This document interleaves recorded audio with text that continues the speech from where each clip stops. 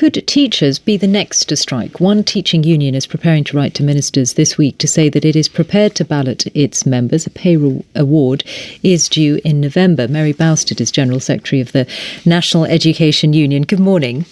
Good morning. What level of pay increase are you asking for?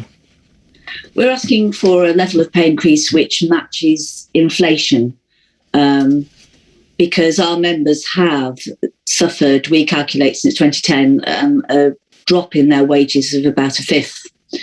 And they were thanked for the pandemic in 2021 with a pay freeze. And our members are now telling us they simply cannot carry on the salaries that they are getting, given the work that they do. We are the profession that works the greatest overtime of any profession, unpaid. So pay didn't used to be at the top of members' concerns, but our surveys of our members show it is now.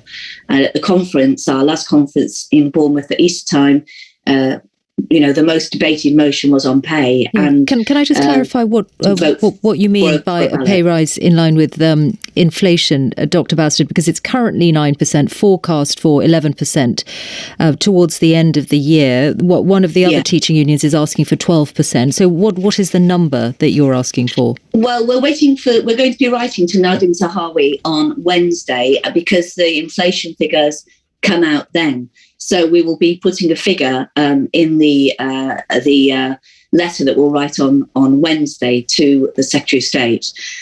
We need at least a pay rise which matches inflation. So at least 9%. And we also need to start recovering teachers' pay from the long squeeze which has been on teachers' pay since 2010. It's been kept artificially low. That's part of the reason why we're in such a problem. Well, the Department for Education has said that it is working to deliver pay increases and pay awards for new and experienced teachers. How do you reflect on the wider economic position and the danger that we could end up in a spiral where inflation keeps going up, partly fuelled by increasing wages, and that indeed makes it harder on the cost of living for your members and the rest of the population?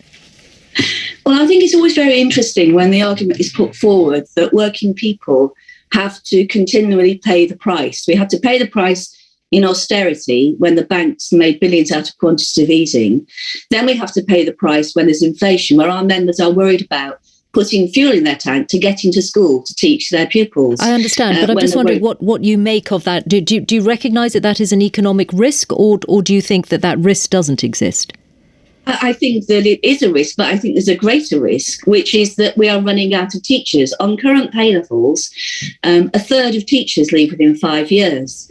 And the danger is that as a nation, we will fall behind in educational standards and in productivity. Parents listening to this programme will know for some of their children, they will have had multiple teachers because schools cannot keep teachers on the current workload levels and pay levels. So there's a greater danger here that as a nation, we are simply decimating teacher supply. So yes, of course, there's always a risk of inflation, but the risk not to pay teachers properly is greater.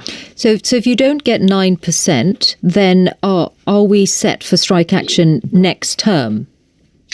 Well, we're set to have an indicative survey of our members next term to see whether they want to move to a formal ballot.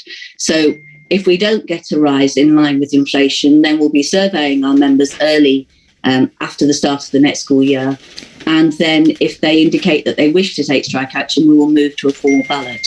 So the Secretary of State has some time now, the government has some time to respond to the crisis that teachers are facing in terms of their standards of living. They have some time to get into negotiation with us and to see what they can do in order to avert any strike by teachers, which is the last thing our members want to do. This is a cry for help. We've seen since 2010 teachers' pay kept artificially low as their workload has increased. And we all know what an immensely important job that teachers do, but they haven't been valued for that job. And now they are finding that their cost of living crisis is so great that it is driving them, along with excessive workload, away from the profession. And we all know where that ends. That ends in an even greater teacher supply crisis and even greater threats to the standards of education. So our members don't want to take strike action.